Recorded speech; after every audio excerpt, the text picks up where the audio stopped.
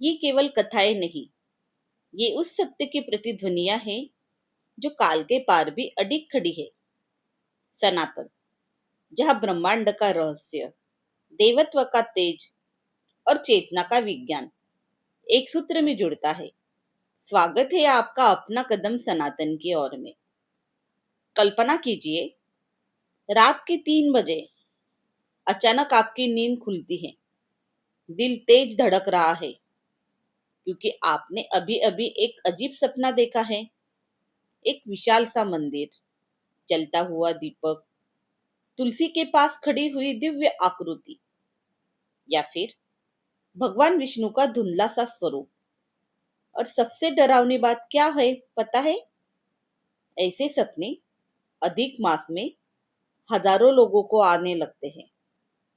लेकिन क्या ये केवल दिमाग का खेल है, या सच में अधिक मास में ब्रह्मांड की ऊर्जा बदल जाती है? आज हम जानेंगे अधिक मास, सपनों और चेतना के बीच का वो रहस्य जिसे जिसे सनातन धर्म हजारों साल पहले समझ चुका है। अब जानते हैं अधिक मास इतना विशेष क्यों माना जाता है। सनातन धर्म में अधिक मास को केवल एक अतिरिक्त महीना नहीं माना गया, इसे कहा गया है पुरुषोत्तम मास। ऐसा समय जब भगवान विष्णु की ऊर्जा पृथ्वी पर अधिक सक्रिय मानी जाती है। पद्म पुराण में वर्णन मिलता है कि जब सभी महीनों ने इस अतिरिक्त मास को अस्वीकार कर दिया, तब भगवान विष्णु ने स्वयं इसे अपना नाम दे दिया। इसलिए इसे कहा गया पुरुषोत्तम मास। अब सोचिए, जिस महीने को स्वयं भगवान विष्णु का आशीर्वाद मिला हो, उस महीने की ऊर्जा सामान्य कैसी हो सकती है? सनातन मान्यता कहती है कि इस समय मन, विचार और चेतना पर सूक्ष्म प्रभाव अधिक पड़ता है, और इसी कारण कई लोगों के भीतर छिपी भावनाएं, डर, संस्कार और आध्यात्मिक संकेत सपनों के माध्यम से बाहर आने लगते हैं। अब जानते हैं सपने आखिर आते क्यों हैं। आधुनिक विज्ञान कहता है सपने हमारे सबकॉन्शियस माइंड यानी अवचेतन मन की गतिविधियां है। लेकिन सनातन धर्म इससे एक कदम आगे जाता है। उपनिषदों में कहा गया है कि मनुष्य केवल शरीर नहीं बल्कि चेतना है, और जब मन शांत होने लगता है तो आत्मा के संकेत महसूस होने लगते हैं।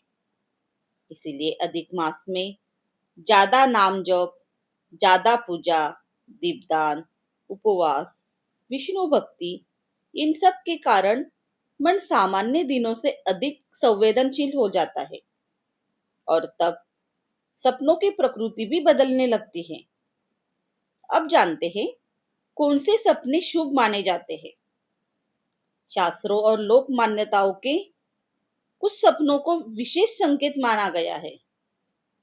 अगर अधिक मास में आपको बार बार दिखाई दे दीपक, तो इसे भीतर जाग रही सकारात्मक ऊर्जा का संकेत माना जाता है। अगर आपको दिखाई दे तुलसी, तुलसी को विष्णु प्रिय माना गया है। सपने में तुलसी दिखना आध्यात्मिक शुद्धि का संकेत माना जाता है। अगर आपने सपने में नदी या स्वच्छ जल देखा, तो यह मन के शुद्ध होने का प्रतीक माना जाता है। अगर आपने मंदिर देखा, तो कई संत मानते हैं कि यह मन के भीतर भक्ति जगाने का संकेत हो सकता है। अब जानते हैं भगवान विष्णु या दिव्य प्रकाश, इसे अत्यंत शुभ माना गया है। लेकिन ध्यान रहे, सनातन धर्म अंधविश्वास नहीं सिखाता। हर सपना भविष्यवाणी नहीं होता। कई सपने केवल मन की स्थिति भी हो सकते हैं। अब जानते हैं डरावने सपनों का क्या अर्थ है। अब सबसे महत्वपूर्ण बात, अगर अधिक मास में बार बार अंधेरा, बेचैनी, रोना, गिरना, डर या पीछा किया जाना, ऐसे सपने आने लगे तो शास्त्र क्या कहते हैं? सनातन परंपरा कहती है ऐसे समय व्यक्ति को अपने मन, कर्म और वातावरण को शुद्ध करना चाहिए। इसलिए हमारे ऋषियों ने कहा, रात को नाम जाप करो, सोने से पहले दीपक जगाओ, विष्णु मंत्र सुनो, क्रोध और नकारात्मकता कम करो, क्योंकि जिस दिन में दिन भर अशांति रहती है, रात को वही अशांति सपनों का रूप ले लेती है। अब जानते हैं ब्रह्मा मुहूर्त और रहस्यमयी अनुभव। बहुत से लोग बताते हैं कि अधिक मास में उन्हें रात 3 से 4 बजे के बीच अचानक नींद खुल जाती है। सनातन धर्म में इस समय को कहा गया है ब्रह्मा मुहूर्त, ऐसा समय जब वातावरण सबसे अधिक शांत और सूक्ष्म माना जाता है। इसलिए कई साधक मानते हैं कि इस समय ध्यान, जप और आध्यात्मिक अनुभव अधिक गहरे हो सकते हैं, और शायद इसी कारण कई लोगों को इस समय रहस्यमय सपनों का अनुभव महसूस होते हैं। अब एक पल के लिए सोचिए, अगर अधिक मास केवल कैलेंडर का एक अतिरिक्त महीना होता, तो हजारों वर्षों से ऋषि, संत, साधु और भक्त इसे इतना पवित्र क्यों मानते? शायद इसीलिए क्योंकि अधिक मास बाहर की दुनिया बदलने नहीं, भीतर की दुनिया जगाने आता है। और हो सकता है आपके सपने भी उसी जागरण का एक छोटा सा संकेत हो। तो आज रात अगर आपको कोई अलग सपना आए, उसे तुरंत नजरअंदाज मत कीजिए।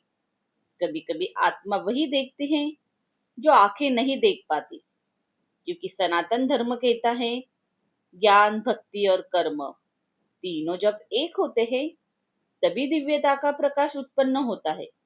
और यही हमारा पथ है, अपना कदम सनातन की ओर। धन्यवाद।